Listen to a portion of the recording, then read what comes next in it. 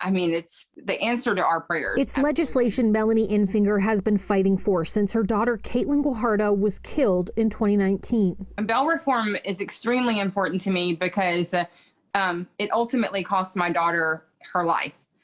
My daughter and my unborn grandchild, who she was pregnant with at the time. Investigators say Caitlynne's husband, Alex Guajardo, stabbed her and her unborn baby to death at their Pasadena apartment.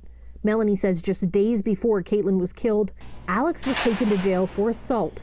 We were, really trusting the system. I mean, and that they were going to keep him in there because, why wouldn't they? Because he has this horrible criminal history and he is a danger to society. He had beat her up. He had killed their cat. Caitlynne had returned to her apartment, believing her husband would remain locked up until his trial. It wasn't until after Caitlynne's death that Melanie learned from police that Alex was released from jail on personal bonds, meaning he didn't put up any money. I was angry and I was mad, and I wanted to know who in their right mind would have let out Alex. Who in their right mind would have let out such a monster? Melanie turned her anger into action, calling on state lawmakers to reform the bail system so those accused of violent crimes couldn't be released without posting bond. It was my time to make a difference and hopefully make it so where this didn't have to happen to any more people. This week, Senate Bill 6 was passed by legislators and sent to Governor Greg Abbott's desk.